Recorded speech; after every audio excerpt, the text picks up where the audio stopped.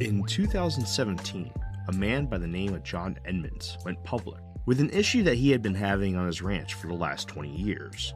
The way in which he did this was by putting the property in Buckeye, Arizona up for sale for $5 million, and a brief description of how he and his wife had been terrorized by alien beings during their entire time at the ranch.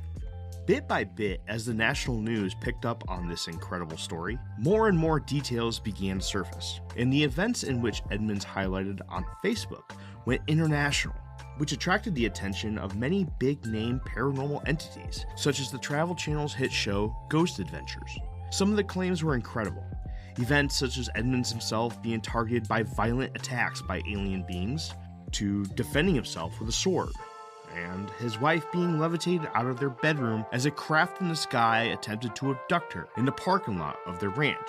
In March of 2017, Edmonds posted a picture of a sword and a puddle of dried blood with a caption that detailed how the sword was used to defend himself against a recent attack. Photos of his own personal injuries from these conflicts were shared with the world, and the world watched. Today, we head on down to Arizona, in an area about an hour west of Phoenix, where John Edmonds is attempting to sell his home due to a continuous onslaught of attacks by alien beings. Today we investigate Stardust Ranch. Welcome back to Infinite Rabbit Hole.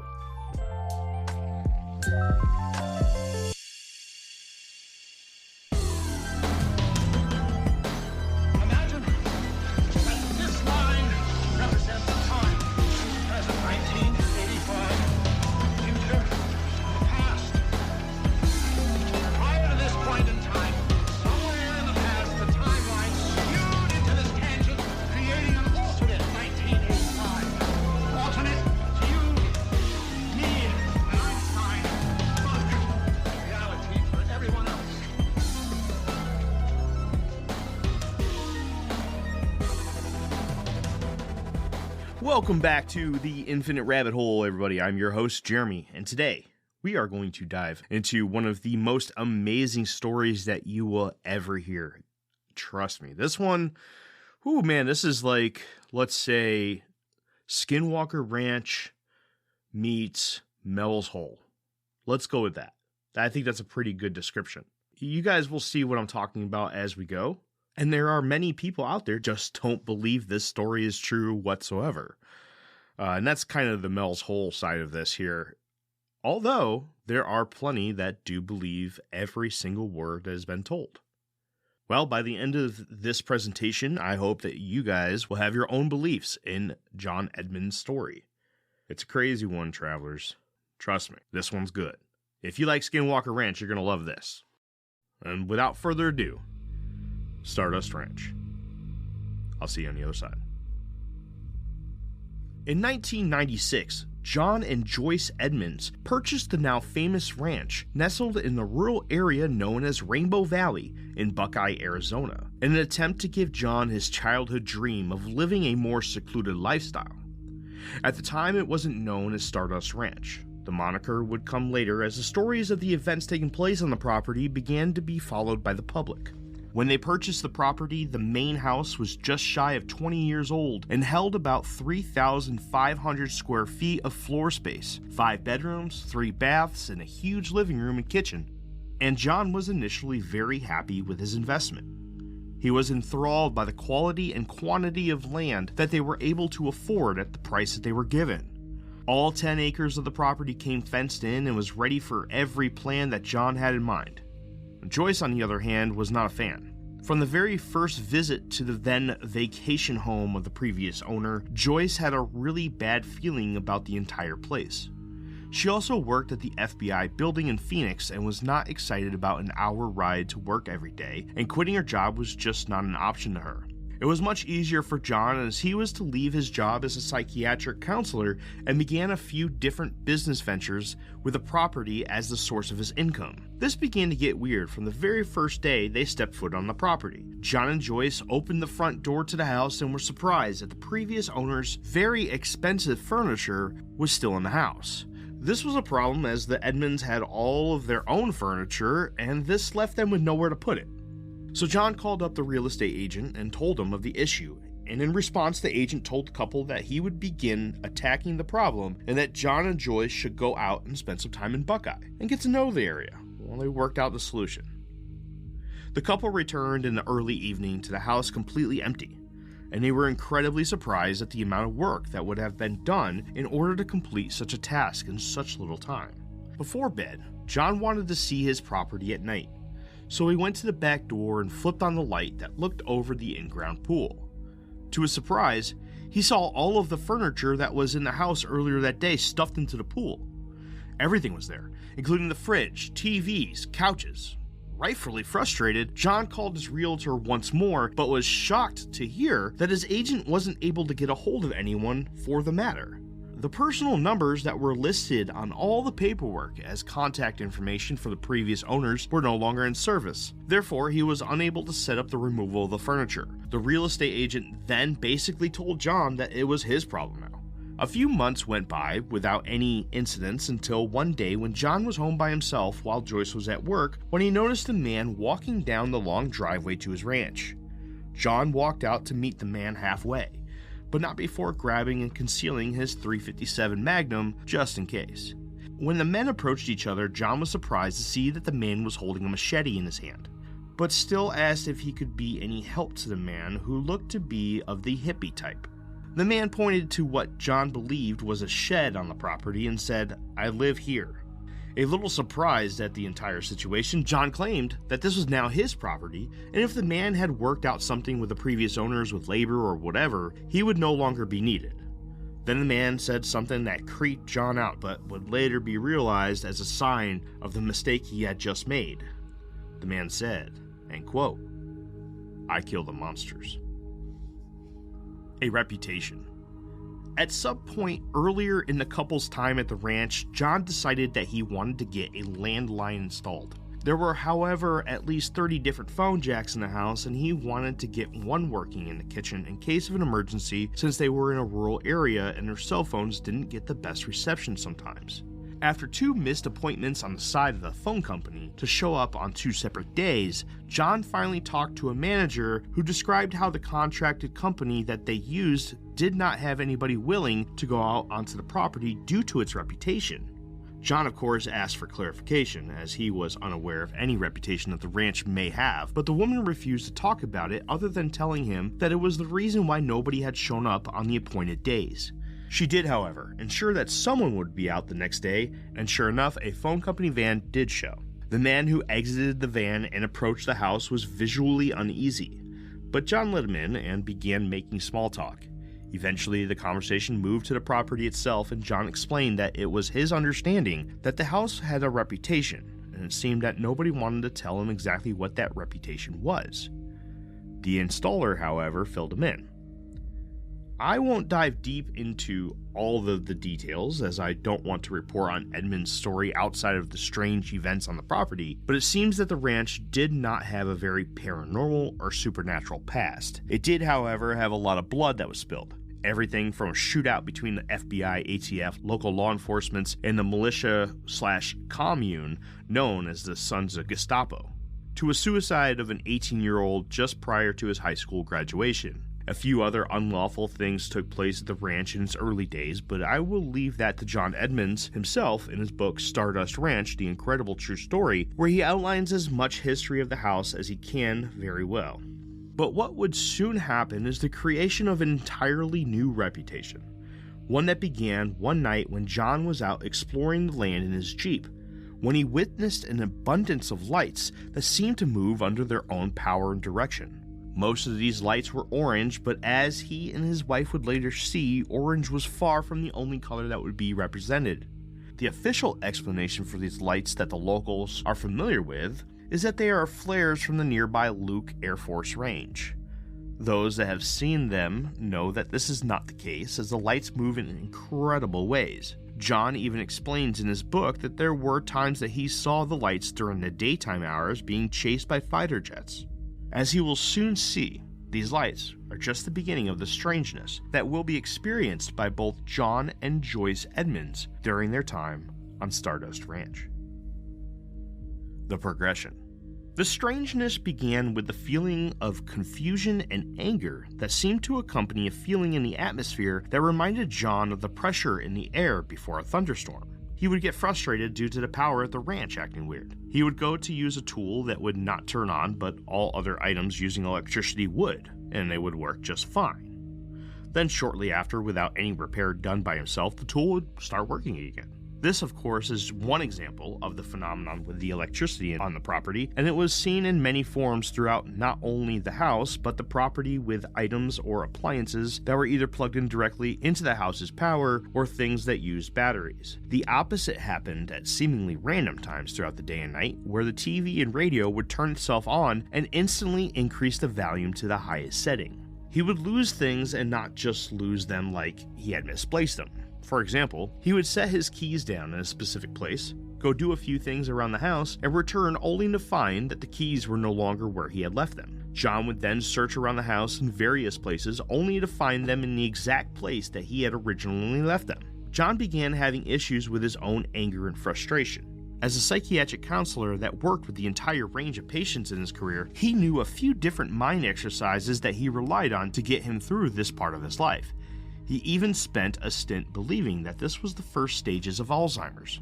When he began to notice that he wasn't the only one affected, when the pressure would come, his dogs would begin to fight, and the horses would begin acting scared. Eventually, the pressure seemed to react to John himself. He began to notice that when he was frustrated, the pressure would return, and the worse he got, the worse it got. A few times, it got so bad that things fell off shelves and shook throughout the house. The more he noticed connections with himself to the pressure, the more he began to believe that it wasn't a naturally occurring phenomenon, and the more he started to believe that it was a presence that was here on the ranch. The truly benevolent events began one morning after Joyce had left for work. John was following his typical morning routine after she left and went to the kennels to feed and exercise the 8 Rottweilers that they had when he noticed that one of the gates was open. He found one of the dogs completely flattened to the size of 1 or 2 inches. There were no organs, no blood laying around, just his favorite dog laying dead, just a little way away from the crate.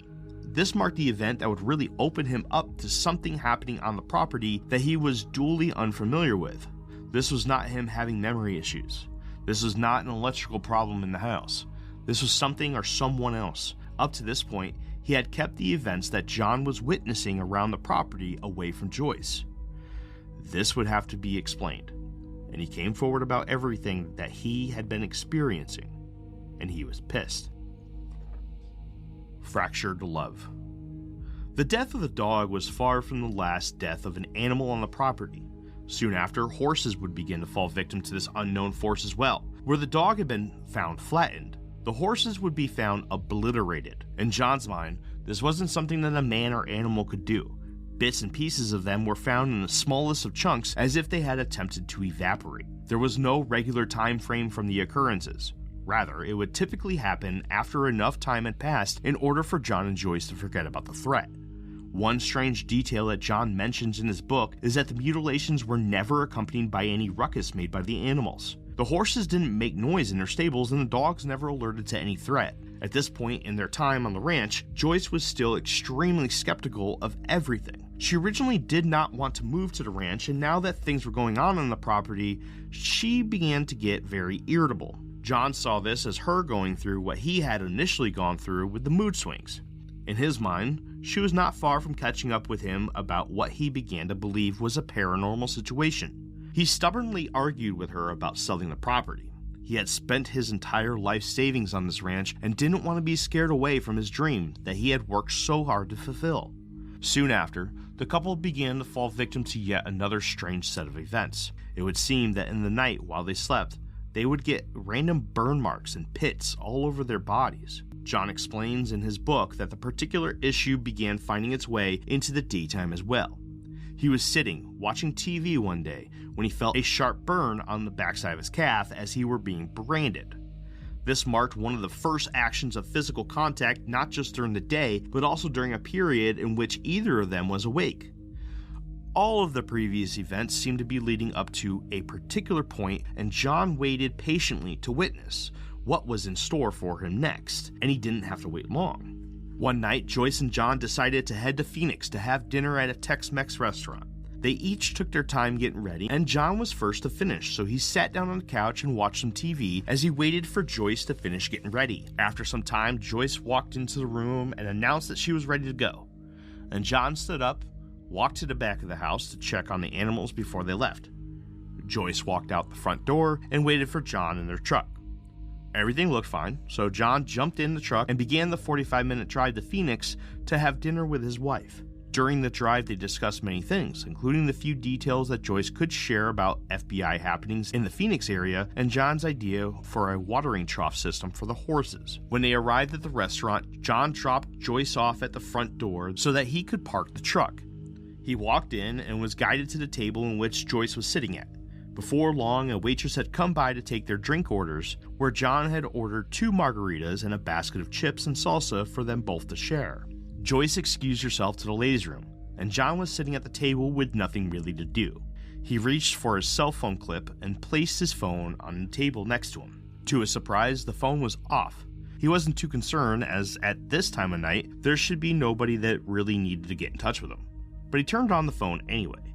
As soon as the phone powered on, a plethora of notification tones alarmed, and John was shocked to see missed calls and voicemails coming from their house phone. The first voicemail was Joyce, and she was very angry and asked where he was and how he could have left her at the house during their date night. He quickly called back, very confused, and after a couple of rings, Joyce answered. She began crying and yelling at him through the phone as she was rightfully pissed that she had been left at the house, especially when he was able to tell her where she was. He told her that he would be on his way back immediately and would be home in 45 minutes. As he hung up, he watched as Joyce walked out of the area of the restaurant that housed the bathrooms and was shocked to see that who, or whatever it was, looked exactly like Joyce. This was getting really weird to him, as he and whoever sat across from him right now had a full-blown conversation about only things that Joyce would know, especially the details of the issue that Phoenix was having at the time with human trafficking. He felt pretty comfortable that the voice on the phone was another of the mysterious presence's doings, but as he looked up at the Joyce sitting across from him, she moved her face to make eye contact with him, and he watched as her eyes shifted from her normal eye color and shape to ones of pure black.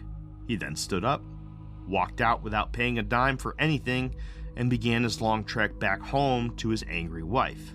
This event would be the beginning of a string of similar events witnessed by both Joyce and John that they call the doppelgangers.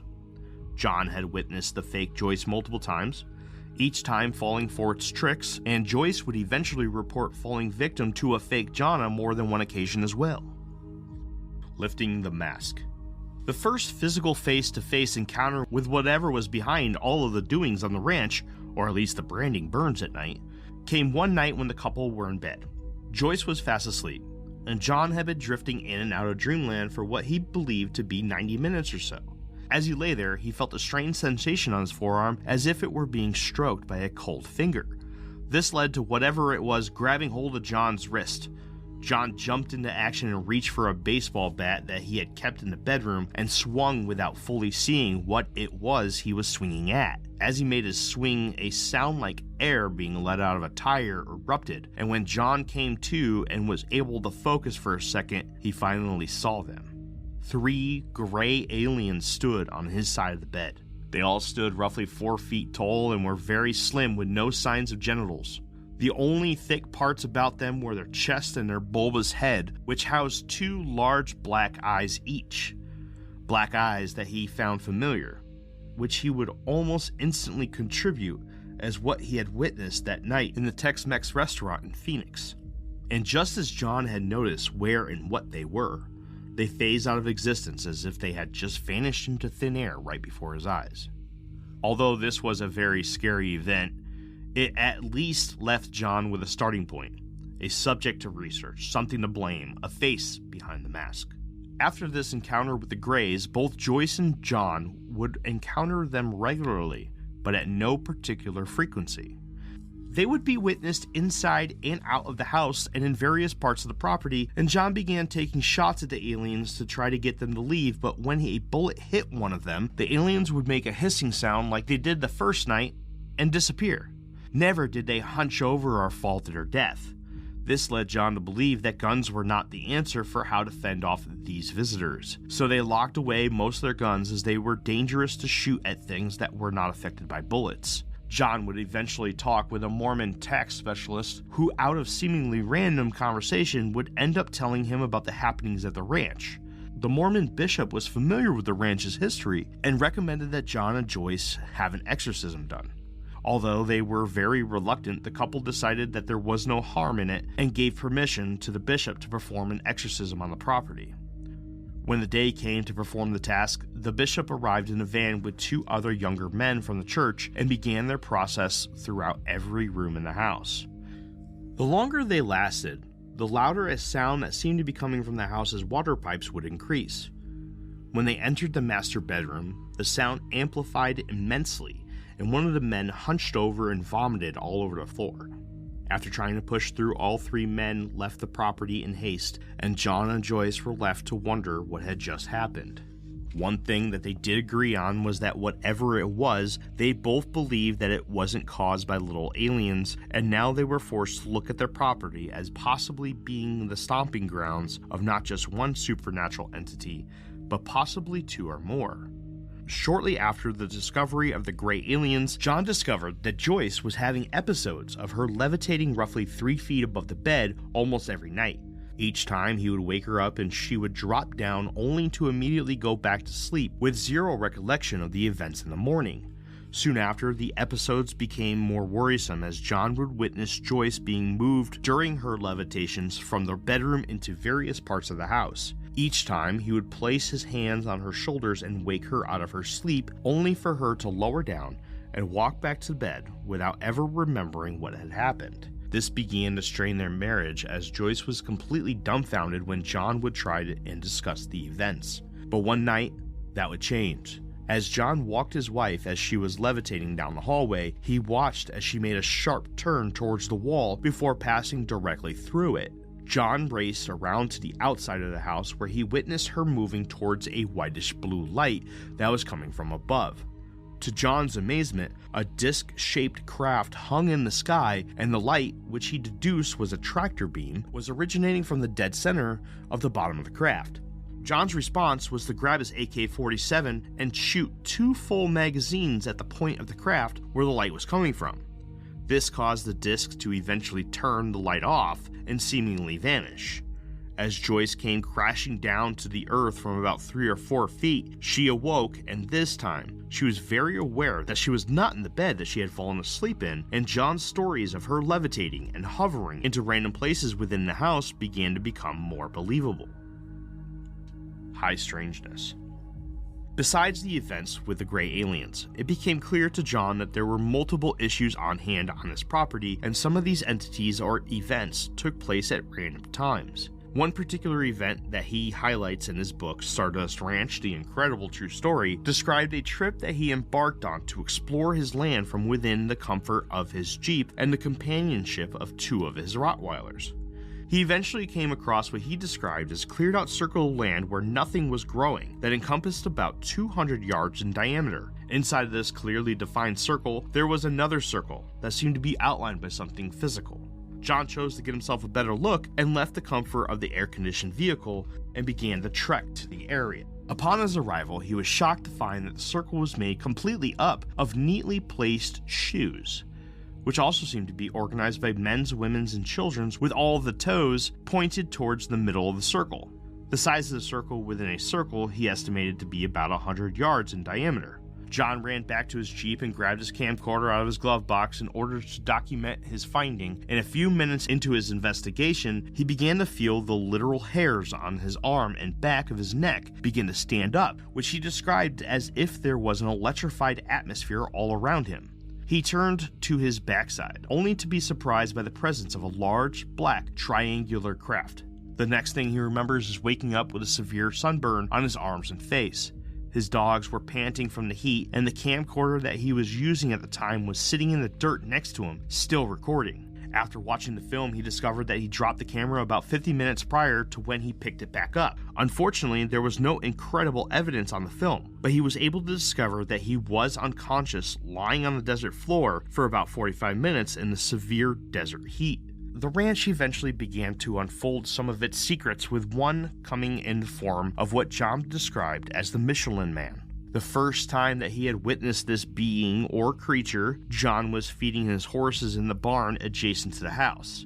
Out in the distance in the property next to his, he witnessed what he believed to be a rather large being walking along with a strange, almost lazy gait. Whatever it was big. And John decided not to pursue this particular creature as it was not on his property, and he was beginning to get drained of the energy it took to investigate every single strange thing that happened on his land. But eventually the thing started showing up more often. It never did anything to make John feel directly threatened until one day when the creature appeared a little too close for comfort and was walking directly towards John's house. This is when John was able to get a good look at the thing. He described the creature as tall and bulky, with a body shape that reminded him of the Michelin Man, hence the name, and a skin or fur that looked like a Brillo pad. Then, in typical John fashion, he grabbed his AK-47 and fired multiple shots at the thing. The bullets seemed to do absolutely nothing to it, and the creature took an alarming amount of time and distance to turn away from its original heading. Sometime following the flap of incidents with the Michelin Man, John described having a particular run-in with the infamous Men in Black. He and a neighbor were having a beer in his backyard when an all-black sedan pulled up to the front of his ranch. Two men exited the vehicle, and instead of waiting at the gate or climbing over or under, the men simply walked through the steel barrier. As John and his neighbor watched in awe, the men in black suits walked 100 yards from the street to John's yard, with one of the strange men stopping about 6 feet away from John and the other coming within a foot of his face.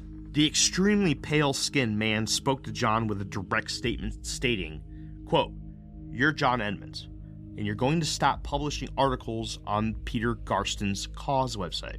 This was in reference to the website that John had been posting articles and photos of the events on his property to share with the members of the organization known as CAUSE, CAUSE being an acronym for Citizens Against UFO Secrecy, which stood as an entity that pushed to have all documents regarding UFOs, alien beings, and the knowledge of such, as well as the science associated with it, made public and available to every person. The quote-unquote chicken skinned men turned away after the one's demand and walked back along the driveway again, through the gate, back into the car, and drove away. Although the next pair of events are not necessarily considered to be of the high strangeness flavor, it is important as it highlights some of the danger that John and Joyce were facing due to these incredible happenings. One afternoon, John was working in his shed when a bullet had flown through one of the buildings and out through the other. The projectile's path seemed to prove that it was fired from a nearby hill that overlooks the property, and the report that accompanied it left John believing that it had come from a sniper rifle. Immediately following this incident, the local sheriff's office came out to investigate, but no real answers or details came out of it. Shortly after, on a Friday night, John and Joyce were heading out to their truck to go out to dinner when a much faster rapport broke the silence of the night. John described the sound and frequency as coming from an AK-47, but both John and Joyce hid behind their truck until the sheriff's office arrived. But this time, the evidence was enough for them both to be questioned if they knew anyone who wanted to cause either of them harm. But unfortunately, this event again ended without any solid resolution. War. Throughout the long and incredible history of the events that occurred at Stardust Ranch with John Edmonds, there is one topic that has grasped the public and really cemented his strange place in the history of high strangeness. That, of course, being the physical conflicts between man and alien being. In his book, John apologizes for not knowing the exact date, but explains that through the 2 decades of interesting and bizarre events on the ranch, specific dates get lost. But it was his best guess that the incident that really began all the infamous stories began one night in 2007 when he was sitting in his living room watching TV. Through the years, John had gotten good at knowing when the grays were materializing near him, and this night was no different. The electrical feeling in the air made him feel aware that he was going to be visited that night. The weapon of choice this time was a sword that he refers to as a samurai sword that he had found after it fell off a pickup truck on the highway sometime in the past. Guns and baseball bats had failed to show the proper outcomes that he was hoping for when he encountered these beings, the preferred outcome being the death of these things, of course, so this time he would try sharpened steel. And it seemed to work. John cleverly surprised a group of 3 of the Greys in his sunroom, and with one swipe he severed the head of one of them before the other 2 dematerialized out of existence. The attack left a brownish fluid puddled on the floor with 2 pieces of gray alien dramatically on top. John was very pleased at the outcome this time and almost immediately grabbed the head of the Grey and the body and separately wrapped them in plastic before putting them in the chest freezer. When Joyce came home, she was upset to see the mess that was left in the sunroom, but quickly adjusted to a completely accepting demeanor after John presented her with the evidence that she was never expecting to see. Samples of the alien's blood and tissue were sent to Dr. Levengood in Michigan, who would eventually reach back out to John after tests were concluded with incredible and intriguing findings. The blood that was provided was like none on Earth. It was saturated with a fibrous material and had a cellular structure similar to that of grass, but was not the exact same. Levengood would pass away by natural means shortly after, and the whereabouts of the samples that he had in his possession have never been found. The findings were something that Levengood had a lot of difficulty with just knowing that they existed, and was very hesitant with coming forward to the scientific community without more research and study done to make 100% certain that what he had in his possession was in fact not only filled with hemoglobin, the protein used in blood that disperses oxygen to different parts of the body, but it was structured in a way that was not found in any known living organism here on Earth. Brandy and the Syrians. Dr. Brandy Howe at the time was what she described as a, quote, traditional naturopath and a life science practitioner with over 30 years of experience in the study of alternative/integrative healing. As per her homepage on her practice's website, nightstarlifeawareness.com, fully qualified as a Reiki master, animal intuitive, lightworker, electromagnetic practitioner, as well as a certified organic consultant, who also studies, quote, herbology, pharmacology, nutrition, aromatherapy, iridology, homeopathy, polarity therapy, acupressure, kinesiology, reflexology, healing, vibrational therapies, animal communication, spiritual guidance, and bereavement assistance. And in mid-July of 2011, she reached out to John and stated that she had been hired by a third party, who would later be discovered to be a woman by the name of Cynthia Crawford, to come out to the ranch and lend her assistance against the gray alien issue that John and Joyce had been plagued with. Initially weary of the New Age stuff, John was hesitant to allow her to come out to his property, but ultimately figured that he tried pretty much everything he could up to this point. Might as well let someone come out and try to assist in a way that he couldn't. It also helped that Brandy claimed to have been abducted throughout her life, which John saw as a helpful detail to her approach. So the date of July 31st, 2011 was chosen as the date for Brandy to come out and try her hand at the ranch's infestation of alien creatures. Brandy approached the ranch with 2 others who were armed with swords, whom she described as being 2 warriors from the binary star system of Sirius that she referred to as J and J. She had claimed that the Syrians were considered to be the police of, quote, the Galactic Council and were essential to the day's mission. She would explain that there were 5 additional ships surrounding the property that were currently cloaked as clouds that could be called upon to assist in a moment's notice if need be. The first place that Brandy had visited inside the house was the old bedroom of a high school student who took his own life with a shotgun on the day of his graduation. She immediately began to pray as she mentioned that the boy was still here and was trapped with John and Joyce in their house.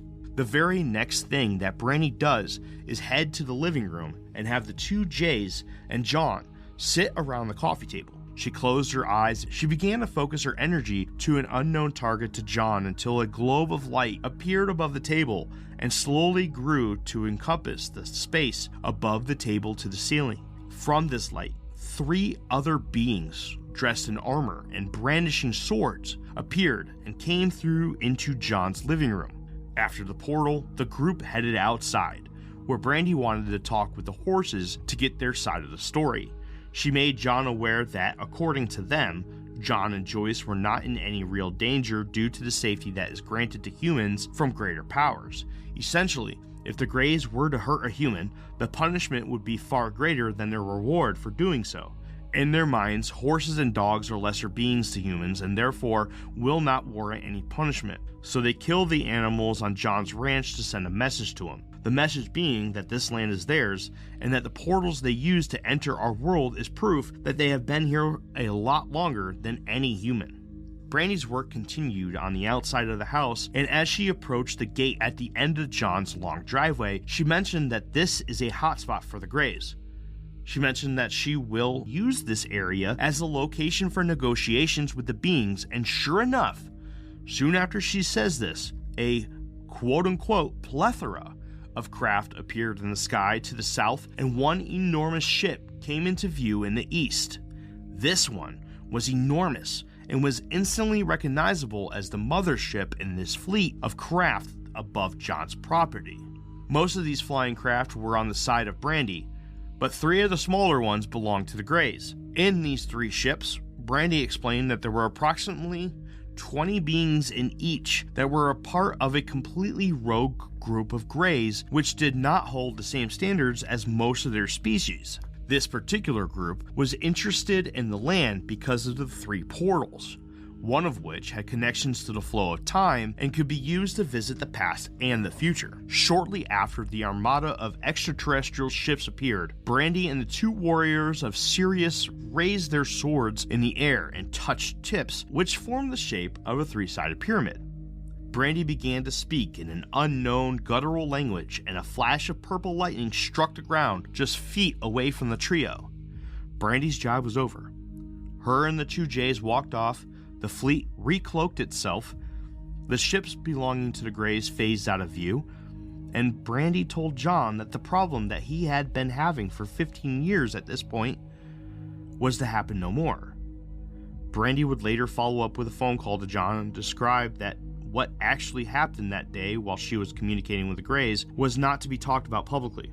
John never found out what exactly Brandy did, but Brandy had expressed that the experience had changed her. The wrap-up.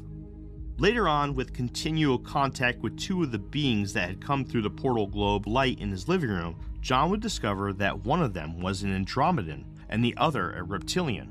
He explains that a conversation that seems to have lasted for hours will actually only take a few minutes, as the beings have a power that controls the flow of time. Brandy clarifies bits and pieces of information about the 2 warriors from Sirius. She would eventually explain to John that the physical bodies of the men he saw were not from Sirius. Rather, the essence of Sirian warriors would take over the physical bodies of beings in places in the universe that they need to be in order to complete a task. The process was what she called a quote-unquote walk-in, and needed to be done with a soul that agreed to the terms of a reincarnation prior to the exchange. The presence of the Greys never completely went away. They were always there, but with a much more settled presence since Brandy's assistance that day. All in all, John believes that he has personally killed somewhere around 18 individual Grey aliens on his property. There are many websites and articles dedicated to the stories of Stardust Ranch through the internet. Many outline events that were not mentioned in his book Stardust Ranch, The Incredible True Story, such as John's wife Joyce being abducted and raped multiple times during their time at the ranch, or that a research team has documentation of a Grey they encountered but are unwilling to release it. But one thing that does seem to be true is that Robert Bigelow, once owner of the famed Skinwalker Ranch in Utah, has made multiple attempts to purchase the property for far less than John's asking price. John Edmonds unfortunately passed away in February 2022, and shortly before his death, the property did sell for $5 million. The stories that John has shared with the world are incredible additions to the fans of the unknown and a buffet of goodies to all who study Fortean topics.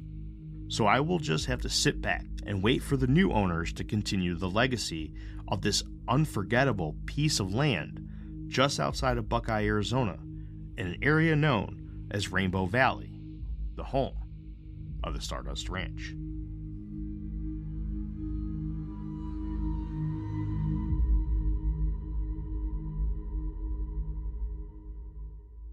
Well, that's it, everybody. That's my coverage of John Edmonds and his property that he renamed to Stardust Ranch shortly after all of this began. What do you guys think? It's a pretty crazy story. There is a ton to unpack. I know, no shit, like really had to reread this book. I just had to make sure that I got everything. And yeah, there's a lot. I don't know what else to say. So I'm going to just leave it to you guys. What do you guys think? Let us know. Hit us up on our Facebook page, our X, our Instagram. Shoot, send us a TikTok. I don't care. Email infiniterabbithole@gmail.com. Go to our website, infiniterabbithole.com. Click on the Contact Us button. Leave us a message. Send us a voicemail. Let us know. What do you guys think of Stardust Ranch? And do you believe John's story? Well, that's it for today, everybody. Next time on the Infinite Rabbit Hole, we will be diving into the coelacanth. And Jake will be taking the reins with his second installment in a series in which he tells success stories of animals that were once considered a cryptid. That is it, travelers. I'll see you next time in the next fork in the path of the Infinite Rabbit Hole. Goodbye. I would like to thank you once again for tuning into the Infinite Rabbit Hole podcast. Please make sure to give us a follow and one of those beautiful 5-star ratings on your podcast player of choice. If you would like to join the conversation and stay up to date on all things Infinite Rabbit Hole, head on over to Facebook and search for the Infinite Rabbit Hole Facebook group. You'll know it's us when you see the logo. If you would like to help contribute to the cause, there are a few ways to do so. First, head on over to anchor.fm/Infinite Rabbit Hole and click on the subscribe button, where for $5 a month you'll get access to all our old episodes that will never see the free spotlight ever again. It's horrible stuff, but if you're into that kind of thing, then go check it out. Second, head on over to InfiniteRabbitHole.com and click on the IRH merch shop tab and grab yourself a sweet t-shirt, sticker, or whatever else you see that you wouldn't mind owning. Until next time, travelers, I'm Jeremy, and I'll see you at the next fork in the path of the Infinite Rabbit Hole. Bye.